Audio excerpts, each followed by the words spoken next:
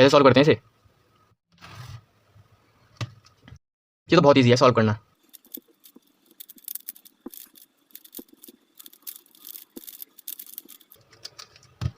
अरे तो बहुत आसान है सॉल्व करना, कोई भी सॉल्व कर सकता है।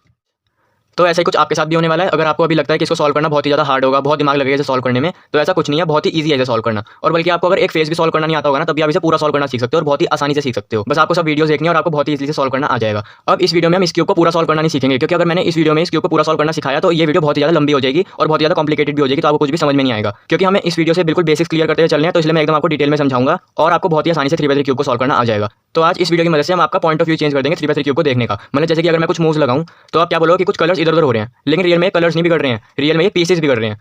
मतलब मैंने क्या बोला, कलर्स नहीं हट रहे हैं, पीसेस हट रहे हैं। तो यही जो चीज़ें मैं क्या कह रहा हूँ ये आपको समझ में आ जाएगा जब आप इस वीडियो को पूरा देखोगे। एक तो हम इसका बेसिक स्ट्रक्चर समझेंगे, जो मैं भी कह रहा था कि पीसेस हैं, कलर्स नहीं है, और हम इसकी बेसिक नोटेशन समझेंगे। इसके बाद आपको इसका बेसिक पता लग गया, फिर आप अगर खुद से भी दिमाग लगाओ ना, तो इसका बेसिक पता लगने के बाद आप आधे क्यूब को तो खुद से सॉल्व कर सकते हो। तो इसलिए ये वीडियो तो बहुत इंपॉर्टेंट है। ये बेसिक सीखने के बाद 3x3 क्यूब को सॉल्व करना सीखना बहुत ही आसान हो जाता है। तो देखो हम इसके एकदम बेसिक स्ट्रक्चर से स्टार्ट करते हैं। तो इसका एकदम बेसिक स्ट्रक्चर सीखने से पहले मैं आपको ये पूछूंगा कि ये जो येलो कलर है, देखो अभी मैं पीस नहीं बोल रहा, अभी मैं कलर बोल रहा हूँ, ये थोड़ा गलत है, लेकिन फिर मैं आपसे पूछ रहा हूँ कि ये जो येलो कलर है ये यहाँ पे जाएगा, यहाँ पे जाएगा।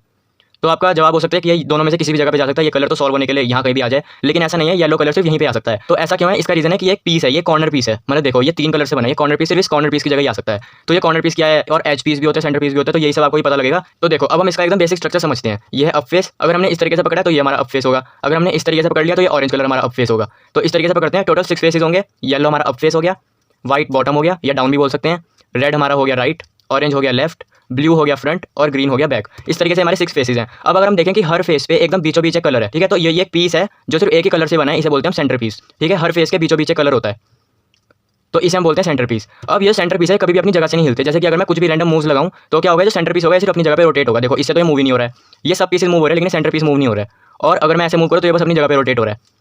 तो क्या होता है, ये जो सेंटर पीसेस होते हैं सिर्फ अपनी जगह पे रोटेट होते हैं। इसी वजह से ये जो सेंटर पीसेस है एक फेस का कलर डिसाइड करते हैं। जैसे कि मैं आपको एक स्क्रैम्बल क्यूब दिखाता हूँ। देखो अब ये क्यूब है जो स्क्रैम्बल हो रखा है। अब अगर मैं बोलूँ कि इस फेस का क्या कलर होगा ये बताओ, तो आप उसका सेंटर वाला पीस देखोगे और बताओगे कि उस फेस का कौन सा कलर होगा। यहाँ पे सेंटर पीस येलो है तो मतलब इस फेस का कलर येलो होगा। यहाँ पे सेंटर पीस ब्लू है तो मतलब इस फेस का कलर ब्लू होगा। तो इसी तरीके से सेंटर पीस इस पूरे फेस का कलर डिसाइड करता है। ठीक है, अब हमें इतना तो पता लग गया कि जो सेंटर पीस होता है वो कभी अपनी जगह से मूव नहीं होता। उसके अलावा 2 टाइप के पीसेस हो रहे हैं, कॉर्नर पीस और एज पीस। अब देखो ये 2 कॉर्नर पीसेस हैं, उनके बीच में एक एज पीस है। मतलब देखो ये है येलो ब्लू, उसके बीच में एक एज पीस है जो येलो और ब्लू से बना है। अब इसमें हम खाली ये कलर नहीं देखेंगे, ये सिर्फ येलो अकेला कलर नहीं है, येलो और ब्लू साथ में जुड़े हुए हैं। अगर हम खाली सोचें कि खाली इस येलो को मूव कर लें तो ऐसा पॉसिबल नहीं है। जहाँ येलो जाएगा उसी के साथ ये ब्लू भी जाएगा, तो ये दोनों मिलकर एक पीस बनाते हैं। देखो मैं आपको इसमें दिखाता हूँ, ये है येलो ब्लू, तो इस पूरे पीस को हम अलग निकाल सकते हैं।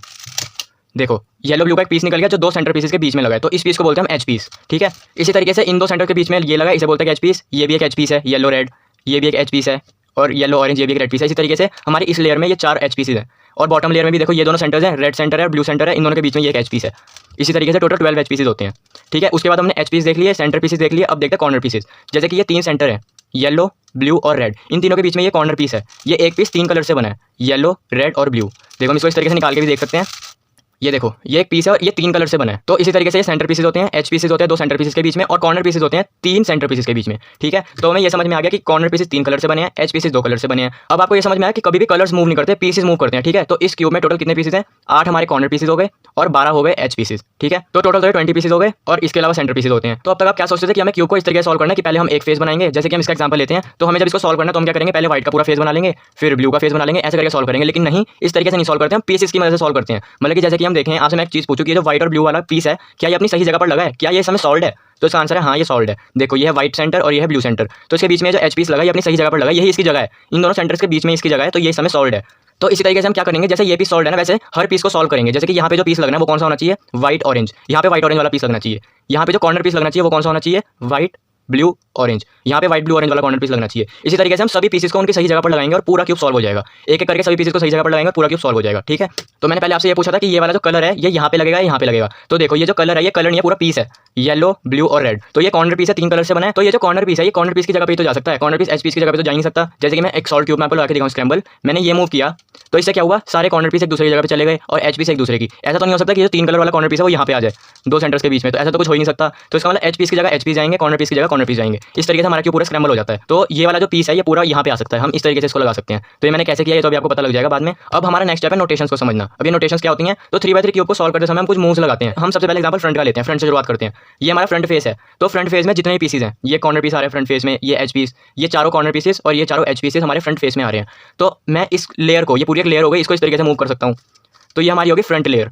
इसी तरीके से हमारे 6 फेसेस होते हैं, तो हमारी 6 लेयर्स होंगी। ये होगी हमारी फ्रंट लेयर, ये होगी हमारी अप लेयर, इसी तरीके से right face right layer, left face left layer, down layer और बैक लेयर। तो अगर अब आप ध्यान दो तो हम एक लेयर को दो तरीके से मूव कर सकते हैं। मतलब ये हमारी फ्रंट फेस है तो हम इसको एक तो इस तरीके से क्लॉकवाइज मूव कर सकते हैं। क्लॉकवाइज पता है ना, क्लॉकवाइज ये होता है और एंटी क्लॉकवाइज ये, ठीक है। तो क्लॉकवाइज मूव कर सकते हैं और एक इसको एंटी क्लॉकवाइज मूव कर सकते हैं। तो इन मूव्स का हमने एक नाम बना लिया है। जैसे कि अगर हमने फ्रंट को क्लॉकवाइज मूव किया तो इसको बोलेंगे हम एफ, फ्रंट है फ्रंट से एफ। और अगर हमने इसको एंटी क्लॉकवाइज मूव किया तो इसको हम बोलते हैं एफ डैश।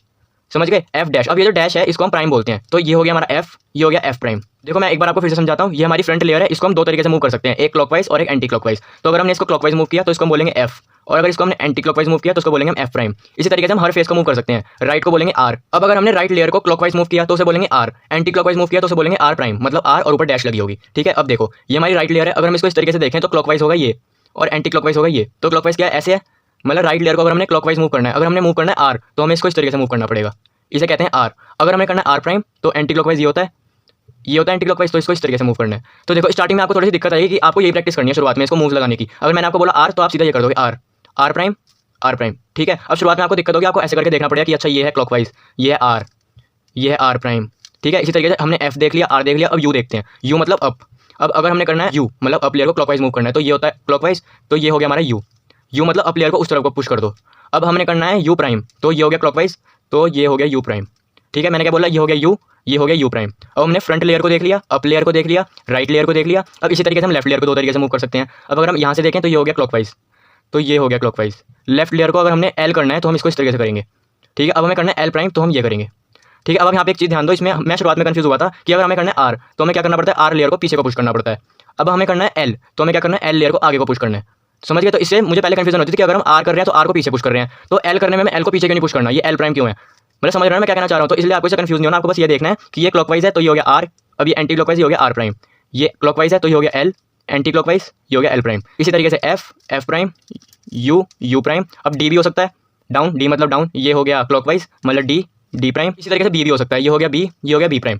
तो बस मेरा एम यही है कि आपको ये सब नोटेशंस पता लग जाए, इसी को नोटेशंस बोलते हैं। आपने क्यूब को इस तरीके से पकड़ लिया। अब मैंने आपको बोला कि यू लगाओ, यू क्या है आपको कैसे पता लगेगा, तो यू मतलब अप लेयर, और यू खाली यू बोला तो मतलब अप लेयर को क्लॉकवाइज मूव करना है। क्लॉकवाइज ऐसे होता है तो अप लेयर को क्लॉकवाइज मूव करना है। अब मैंने आपको बोला यू प्राइम तो यू प्राइम, ठीक है। तो बस यही सिंपल फंडा है, हमने इसका बेसिक स्ट्रक्चर भी समझ लिया, बेसिक नोटेशन भी समझ ली। अब मैं आपको बस एक एल्गोरिथम बताऊंगा, मतलब ये जो हमने नोटेशन समझिया ना आर एल डी, इन सब की मदद से हम एक एल्गोरिथम बनाते हैं। जैसे कि मैं आपको एक एल्गोरिथम बताता हूँ, सबसे छोटा एल्गोरिथम है वो है R prime D prime R D, ठीक है। अब ये एल्गोरिथम इसमें लगा के देखते हैं। मैंने क्या बोला, आर प्राइम मतलब आर प्राइम, ये देखो ये R anti clockwise R prime. अब बोला डी प्राइम, डी प्राइम मतलब डाउन लेयर को एंटी क्लॉकवाइज डी प्राइम। अब आर आर उसके बाद डी डी, तो ये एक एल्गोरिथम है R prime D prime R D. अब मैंने आपको ये एल्गोरिथम तो बता दिया। अब शुरुआत में आप क्या करोगे, ये एल्गोरिथम रटोगे कि R prime D prime R D, R prime D prime R D, और उसके बाद आप ये देखो कि आर प्राइम मतलब इसको इस तरीके से मूव करना है, डी प्राइम मतलब डाउन लेयर को इस तरीके से मूव करना है। लेकिन उसके बाद आपको क्या करना है, इसको याद करने का एक ट्रिक है। तो देखो कैसे, इसको इस तरीके से याद करो कि सबसे पहले आपको क्या करना है, इस राइट लेयर को आगे को लाना है, फिर डाउन लेयर को उधर को पुश करना है, ठीक है। फिर आपने क्या किया, राइट लेयर को आगे को लाए, डाउन लेयर को इस तरफ पुश किया। अब इसका उल्टा करो, अब राइट लेयर को पीछे को ले जाओ और डाउन लेयर को उधर को पुश करो। तो ये यही एल्गोरिथम। तो मैंने क्या किया, पहले आपको लिख के बता दिया R prime D prime R D, लेकिन आपने याद किस तरीके से किया कि राइट लेयर को आगे लाएंगे, डी लेयर को उधर ले जाएंगे, राइट लेयर को पीछे ले जाएंगे, डी लेयर को वापस लाएंगे। इस तरीके से याद किया, इस तरीके से आसान पड़ता है। अब आप ये सोचोगे कि आर प्राइम ये होता है, डी प्राइम ये होता है, आर ये होता है, डी होता है, तो इससे आपको देर लगेगी। तो धीरे धीरे करके आपको हैबिट हो जाएगी, पहले तो आपको पता भी लग जाएगा कि R prime D prime R D भी ईजी है। शुरुआत में आप प्रैक्टिस करोगे, तो मैं उसके लिए बता रहा हूँ कि जब शुरुआत में ये एल्गोरिथम याद करोगे तो आपको क्या करना है, R prime D prime R D. अब देखो जब मैं एल्गोरिथम लगा रहा हूँ ना, इसको अगर मैं 6 बार लगातार लगाऊँ ना सॉल्व क्यूब में तो फिर से सॉल्व हो जाता है। अब मैं 5 बार लगा चुका हूँ आपको दिखाते हुए, अब एक लास्ट बार और लगाते हैं, क्यूब सॉल्व हो जाएगा। R prime D prime R D. देखो तो आपको अब क्या करना है, इस वीडियो का आपका टास्क ये है कि आपको बेसिक स्ट्रक्चर पता लग गया, बेसिक नोटेशंस पता लग गई। अब आपको इस चीज़ की प्रैक्टिस करनी है कि यू क्या होता है, यू प्राइम क्या होता है, L L prime, F F prime, R D और बी, इन सब का समझना है। और आपको ये एल्गोरिथम याद करना है, R prime D prime R D, और इसकी प्रैक्टिस करनी है, R prime D prime R D, R prime D prime R D. तो जब आपकी ये स्पीड हो जाएगी ना R prime D prime R D करने की, तो अब नेक्स्ट पार्ट देखना, ठीक है। अब जो नेक्स्ट पार्ट है, अब नेक्स्ट पार्ट में हम क्या सीखेंगे, ये देखो इस क्यूब को हम 3 पार्ट में सॉल्व करते हैं। सबसे पहले हम क्या करते हैं, जैसे कि हमने इस तरीके से होल्ड किया है, तो ये हमारी 3 लेयर में डिवाइडेड हो जाता है। एक ये ऊपर वाली लेयर हो गई जिसमें ये चारों कॉर्नर पीसेस होंगे और ये चारों एज पीसेस होंगे, ठीक है। एक तो ये अप लेयर हो गई, एक ये मिडल लेयर हो गई और एक ये डाउन लेयर हो गई।